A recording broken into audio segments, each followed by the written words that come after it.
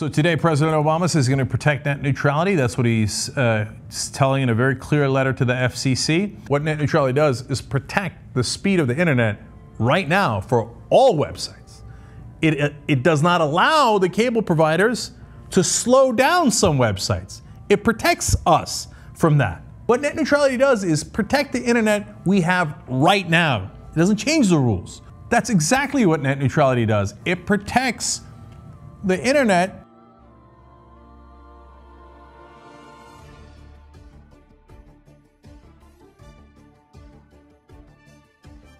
Our cover story, government control of the World Wide Web. It's not just high fees and less choice. This is a full frontal attack on your liberty. It's an assault on the First Amendment, the Obama Federal Communications Commission, and so-called net neutrality. The scheme amounts to overreaching regulations resulting in higher costs for you and me through new internet taxes. The chairman of the FCC, although he from the beginning was in favor of some regulation, was hesitant about going for this comprehensive public utility type regulation that is being talked about now.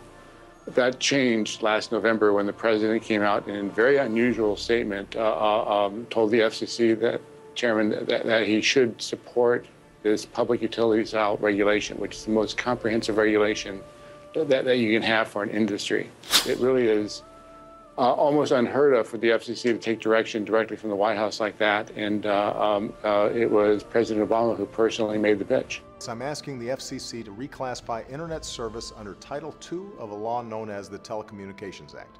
This seems to be a naked attempt by the President of the United States to control an independent commission. I'm going to put independent in air quotes because clearly he's fully in control of what the FCC seems to be doing, at least 3 out of the 5 of you.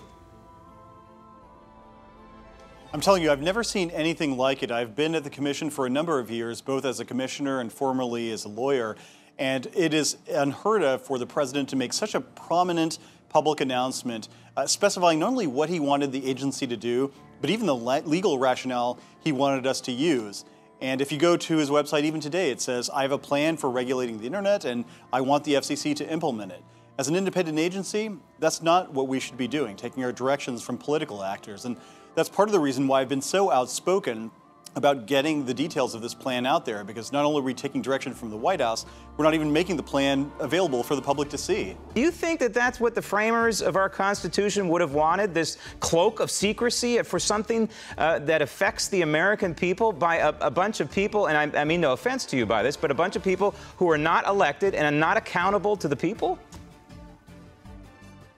No offense taken, because I think that American democracy is unique in the world in that it cherishes openness, that public officials should be accountable not just for the decisions that they make, but for the process they set up for making those decisions.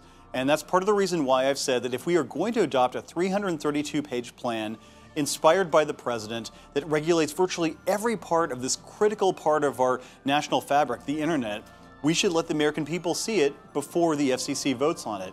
I don't think that's too much to ask, and we have done it in certain cases in the past. This is an attack not just on your ability to access the World Wide Web, it's an attack on the Bill of Rights.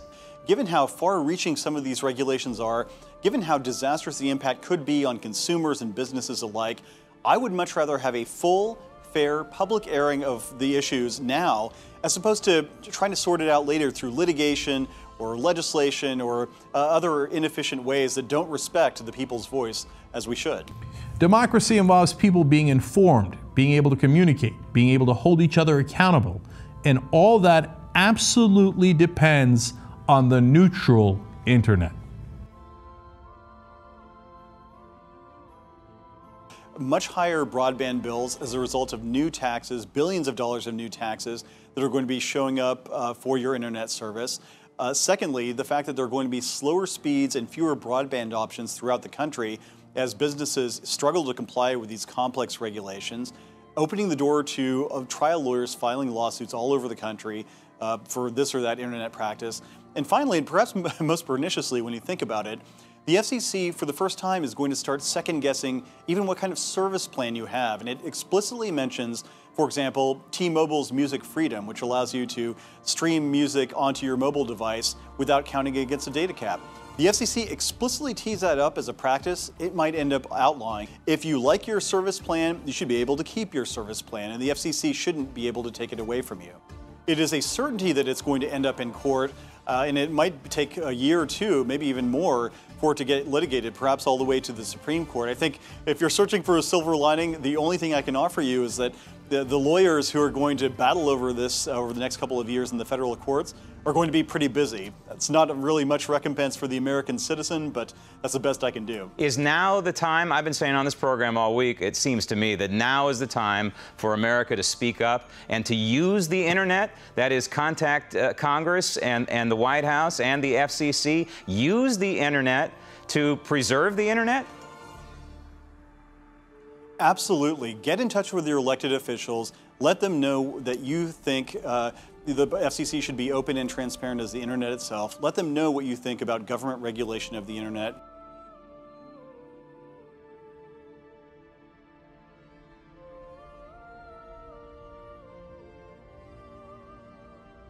Who cares about the American public and their right to know? These guys are corporatists through and through, so they hate that. They despise competition. They despise the free marketplace. They want their corporate benefactors to rule us all. They're complete and utter frauds. Their whole point is actually to serve corporate America in every way imaginable.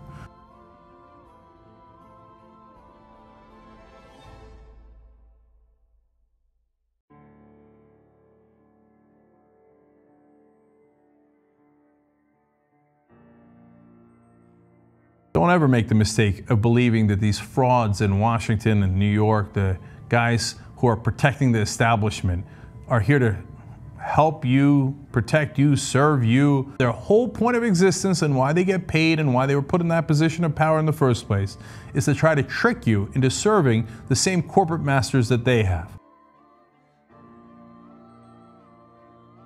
The Cybersecurity Act of 2009. It was put forward earlier this year. It's a bipartisan bill by Senators Jay Rockefeller, a Democrat of West Virginia, and Republican Olympia Snowe of Maine. It would allow the president, as you mentioned, to declare a cybersecurity emergency and to do what's necessary to respond to that emergency, including taking control of the internet if he feels that's the right move. When the internet was invented, everybody fell flat in their face. They were so thrilled. And the world began to do business in a different way. Now, both the President Bush's Director of National Intelligence, Mike McConnell, who I greatly respect, and President Obama's Director of National Intelligence, Admiral Blair, who I greatly respect, have labeled cybersecurity perpetrated through the internet as the #1 national hazard of attack on the homeland. Almost makes you ask the question, would it have been better if we never invented the internet? But people say, well, it's China and Russia, but there could be, some kid in Latvia doing the same thing. I mean, it's an individual act. It doesn't require a sleeper cell. It doesn't require any, ammonia or explosives. It's just an act. And yet it's an act which can shut this country down, shut down its electricity system, its banking system, shut down really anything that we have to offer. It is an awesome problem. It is a fearsome, awesome problem.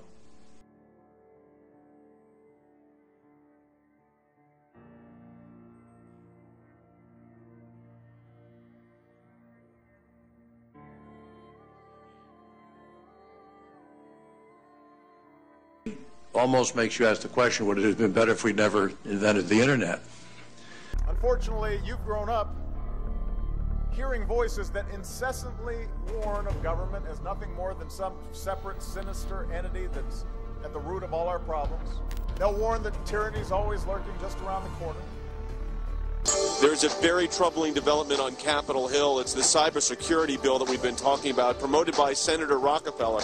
It would give the president unchecked and unbridled authority to close down the internet, including your ability to communicate via email. Now, as outrageous as it sounds, that's exactly what we were objecting to in Iran this past summer when the government there shut down the civil protest of the students. The reason why? The government wanted to control what was being said on the internet. Well, that same authority is now being proposed to allow President Obama to close down the internet on demand in the event of a national emergency. You're talking about a power grab, folks. The bill itself says that the president, on his own initiative, in the event of a, quote, cybersecurity emergency, not defined, of course, in the bill, has the authority, and this is what's so critical here, to cut down or to stop the following. Cyber is defined as anything having to do with the internet, telecommunications, computers, or computer networks. You know, I'm going to read this again, folks, and I'm going to tell you, you need to understand this. We go through these pieces of legislation line by line. We analyze it under the First Amendment. We look at the scope and where this is going to be at the end of the day, how it impacts. Here is how cyber is defined under this bill. Cyber is defined as anything having to do with the internet, telecommunications, computers, or computer networks. And then the president, under the Cybersecurity Act of 2009, is given the authority to shut down those mediums. Now, the scope of that could not be any broader, Jordan. The scope of what's at stake here for America could not be any broader, especially for free speech. Internet, telecommunications, computers, or computer networks. How much broader could it possibly be? It gives the president the right to shut down the internet, telecommunications, which means our phones, computers, which is how a lot of people get their news, or computer networks, which are the internal networks for companies. Yeah, we're giving one person the unchecked power to do this, and that's the outrageous point. There's no legislative body, there's no security council, there's no meeting of top advice. It's basically the president of the United States has this unchecked power. Jay, it just sounds like, again, what we're talking about when it comes to countries like China, North Korea, Iran. This unchecked power, it's frightening. You know, here's what you've got. I mean, you look at the financial aspect of this is one thing, because you're going to be your inability to track your assets. You look at the ability to not be, or the inability to communicate with your family, your friends, to news sources, your ability, to, if there was an emergency, to get information out. All of that is impacted by the Cybersecurity Act. It goes a step further, too. I mean, and then we'll get back into this in the next segment, because the argument that they use to support this bill is that the president had the power, President Bush had the power to ground airplanes on September 11th. On September 11th. You're kidding me, right? I mean, we're talking about airplanes crashing into buildings, and they're talking about internet cybersecurity. Guess who could be making this decision for us? The so-called internet czar. An internet czar who would have the power, because the president could turn over that power, to control private computer networks. The general internet. We're not talking about a CIA website shutdown or something like that, or federal government shutdown. They want to shut down federal computers. That doesn't affect me so much. Fine, go ahead. They're talking about a general private network shutdown. That means your wireless internet at home, your cable modem at home, shut down by the government because of a so-called emergency. Now, this is what I keep saying, and I'm going to say it over and over and over again. If our government computers are hacked every single day, that's not a cybersecurity emergency. I mean, they don't shut down. They haven't asked to shut down all our computers for that. Why do they need this power?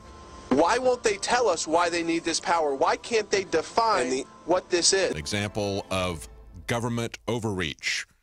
Yet again, we see secret plans that we're not allowed to know what it is until they pass us. If we lose the concept of informed consent, then we have lost everything in this country. We are no longer anything but slaves and guinea pigs to the government. The FCC, which is trying to expand its jurisdiction, trying to get control of the internet. Now, they say that it's there to keep the internet open and free, to preserve net neutrality.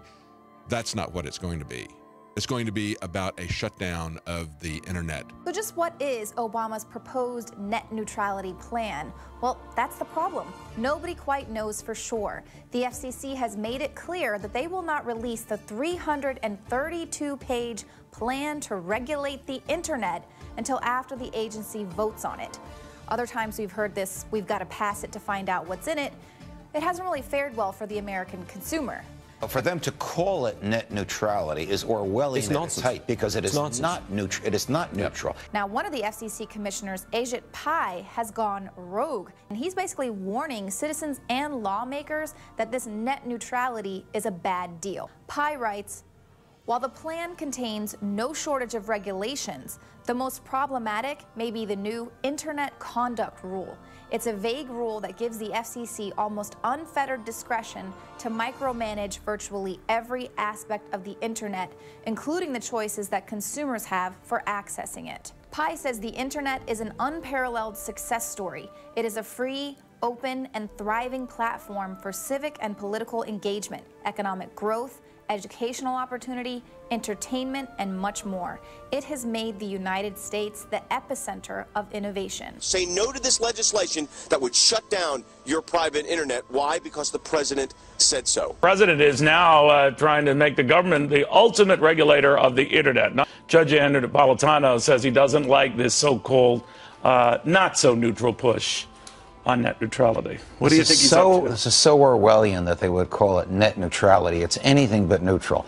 The first thing the government wants to do is to regulate the cost of the internet by allocating the costs to servers. Once he is able to regulate to regulate costs, then the next step would be to regulate content. By that extent, you would be against utility commissions and those that try to police electricity rates. He can't get this out of Congress, so he's going to use the Federal Communications Commission. The Federal Communications Commission can only regulate what Congress has authorized it to regulate. It doesn't regulate cable television. It doesn't regulate the internet. They will have to aggregate to themselves, the commissioners, out of nowhere, the authority to regulate the internet. Have one, the government regulating something that has been nearly perfectly free always makes it unfree, and instead of making the decisions being made by you and me and people who use it, it's going to be made by bureaucrats. 2, whenever government regulates something, it costs more. 3, if they regulate the cost, this is my greatest fear, Neil, they'll regulate the content. Look, they already regulate the content of regular broadcast television. In return for Fox, the Fox 5 Fox, receiving its license from the FCC, it has agreed not to say certain things and to say certain things. Who the heck wants to see the internet become that? That's a very good point. Congressman, I want to turn the corner, if I may, to WikiLeaks. You have said before you've applauded WikiLeaks for exposing what you call the U.S.'s delusional foreign policy. Those are your words. We know that Julian Assange today, made bail. Do you think that that was a good idea? Yes, I think that this is a very important issue. And I think he's been treated unfairly because he's a publisher just like you are. You're on TV. You don't want prior restraint on your TV program. He's publishing things on the internet. This is a deliberate attempt, I believe, to close down the internet.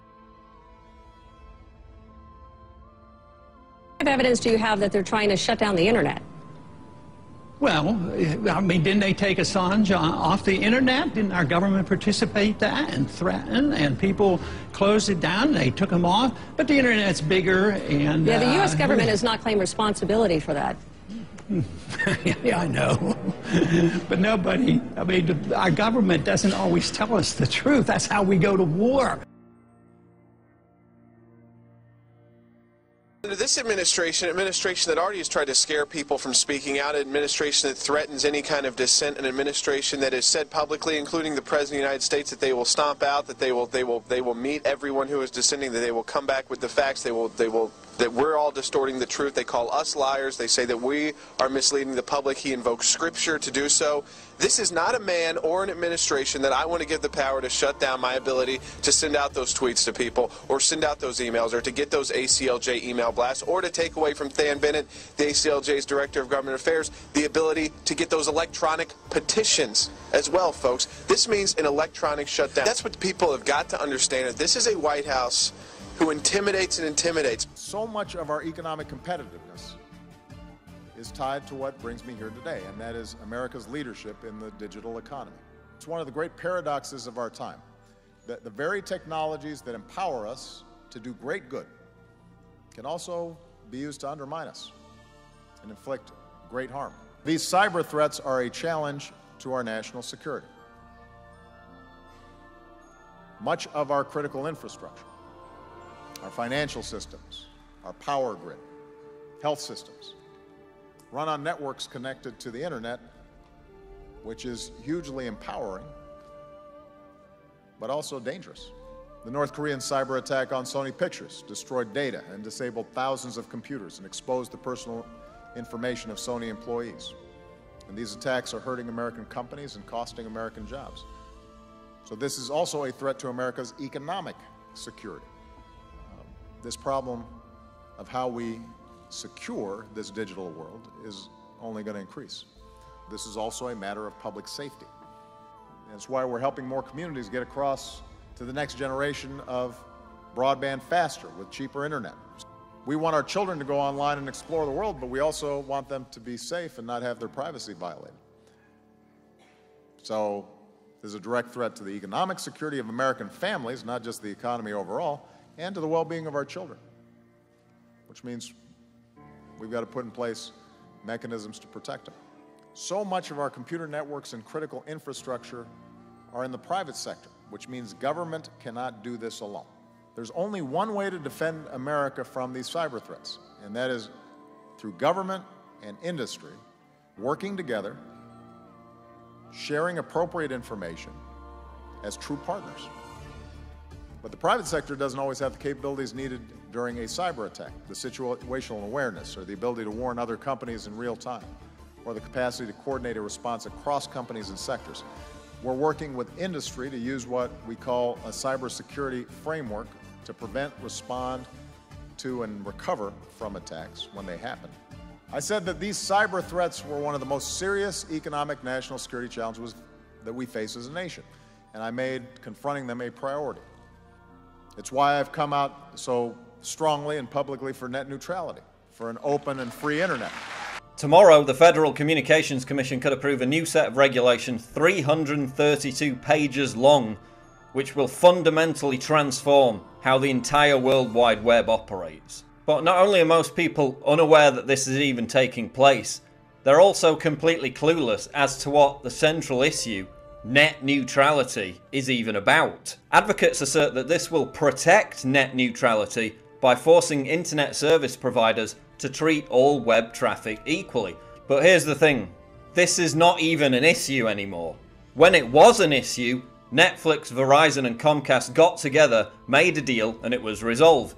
You know, as something normally happens in what we call the free market. So why is the FCC moving in complete secrecy to fix a problem that doesn't exist? Because this vote would reclassify the internet as a utility under Title II of the Telecommunications Act. This is the Trojan horse for internet censorship that the Obama administration has trialed and failed to implement via cybersecurity for years. It could mean state approval for you to exercise free speech on the web. It could mean the end of anonymity. Government decreed decency standards, a fairness doctrine for the web, all decided upon by unelected bureaucrats at the behest of the White House. We're handing the people who gave us the train wreck of healthcare.gov the power to oversee the World Wide Web. I guess we're just gonna have to trust them to keep their word, right? If you like your private health insurance plan, you can keep your plan. More regulation under net neutrality equals less investment, less innovation, and slower speed. And aside from all these arguments, no matter which side you support, why is the FCC's 332-page plan still completely secret? Why can't we even see what's in it? FCC Commissioner Ajit Pai has seen what's inside. He says it's, quote, a monumental shift towards government control of the internet. It gives the FCC the power to micromanage virtually every aspect of how the internet works. It also opens the door for billions of new taxes on ISPs that will be passed on to consumers. The Electronic Frontier Foundation says that this gives the government, quote, boundless authority to regulate the internet for whatever it sees fit. Why isn't this part of a huge national conversation? The power to control, regulate and censor the internet in the United States, greasing the skids for Chinese-style web oppression, is being seized by the federal government. I said that these cyber threats were one of the most serious economic national security challenges that we face as a nation, and I made confronting them a priority. Almost makes you ask the question, would it have been better if we never invented the internet?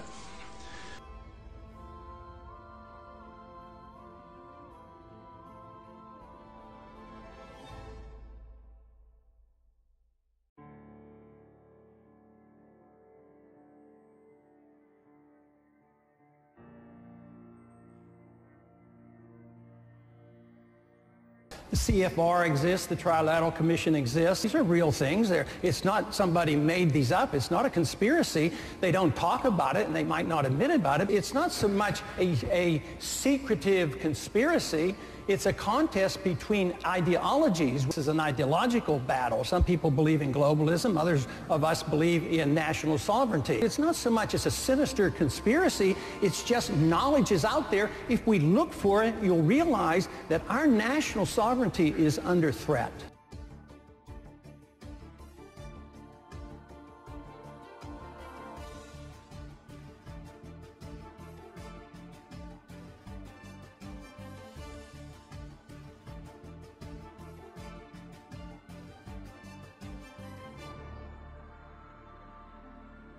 He can't get this out of Congress, so he's going to use the Federal Communications Commission. Almost makes you ask the question, would it have been better if we never invented the internet?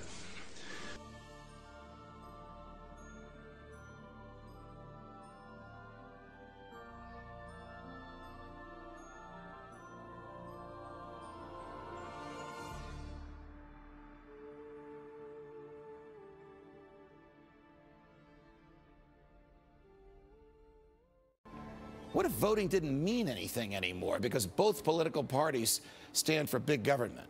What if the government could write any law, regulate any behavior, and tax any event? The Constitution be damned. What if the government was the reason we don't have a Constitution anymore? What if you could love your country but hate what the government has done to it? What if sometimes to love your country you had to alter or abolish the government? What if Jefferson was right? What if that government is best which governs least? What if I'm right? What if the government is wrong? What if it is dangerous to be right when the government is wrong? What if it is better to perish fighting for freedom than to live as a slave?